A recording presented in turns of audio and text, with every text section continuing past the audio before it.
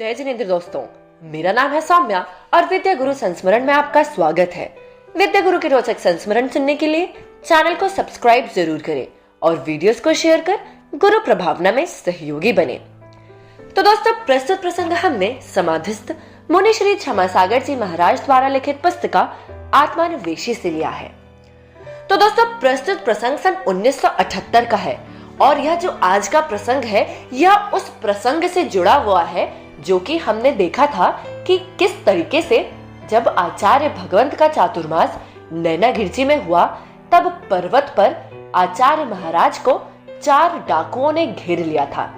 और दोस्तों, हम सबको यह पता है कि आचार्य भगवंत को उन 4 डाकुओं ने घेरा, उसके बाद भी गुरुदेव कितनी सहज और सरलता से अपनी सारी क्रियाएं करने के बाद उन 4 डाकुओं को उपदेश देते हैं और गुरुदेव के उपदेश से प्रभावित होकर वे सभी डाकू वहां से शांति से चले जाते हैं।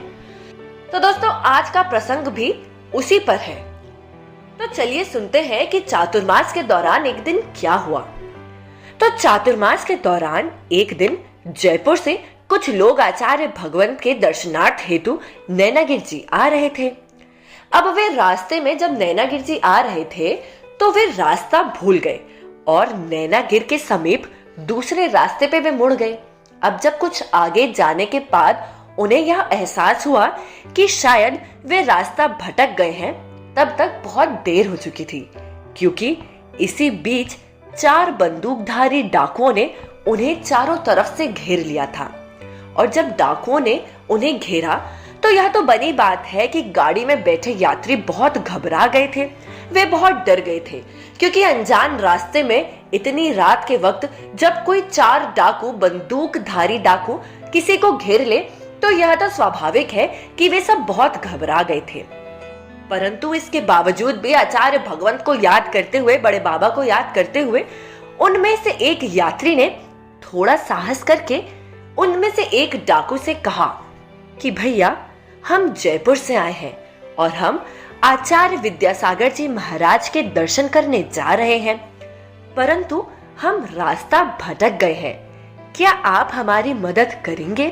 और दोस्तों, आप विश्वास नहीं करेंगे, जैसे ही इन सज्जन ने उन डाकुओं को बताया कि वे आचार्य भगवंत के दर्शनार्थ हेतु जयपुर से आए हैं, तो उन चारों ने एक दूसरे की ओर देखा और चारों डाकू आपस में एक दूसरे की ओर देखते हुए उनमें से एक डाकू उन सज्जन की गाड़ी में स्वयं बैठ गया और उन्हें कहा कि चलिए, मैं आपको सही रास्ते पर लेकर जाता हूं। दोस्तों, सचमुच ही यह एक अकल्पनीय, एक ऐसी घटना है जिस पर हम विश्वास नहीं कर सकते कि डाकू स्वयं उन्हें जल मंदिर तक छोड़ने के लिए आया।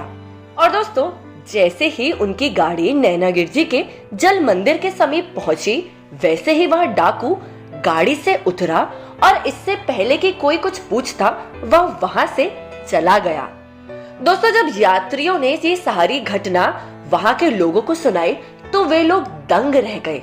और दंग इसलिए रह गए क्योंकि सभी को वह घटना याद आ गई जब 4 डाकुओं ने आचार्य भगवंत को पर्वत पर घेर लिया था और गुरुदेव ने उन्हें क्या उपदेश दिया था। दोस्तों, उस दिन सभी को यह एहसास हुआ कि उन डाकुओं ने स्वयं सही राह पाकर आज इन भटके हुए यात्रियों के लिए सही रास्ता दिखाकर मानो उन डाकुओं ने उस अमृत वाणी का प्रभाव रेखांकित कर दिया था।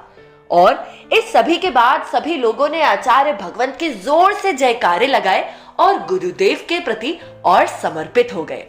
दोस्तों, ऐसे संत शिरोमणि जगत आराध्य आचार्य गुरुवर श्री विद्यासागर जी महामुनिराज के पावन चरणों में त्रिवार नमोस्तु। फिर मिलेंगे गुरुदेव के कुछ रोचक संस्मरण के साथ। तब तक अपना ध्यान रखें और गुरु भक्ति में लीन रहें। सादर जय जिनेंद्र।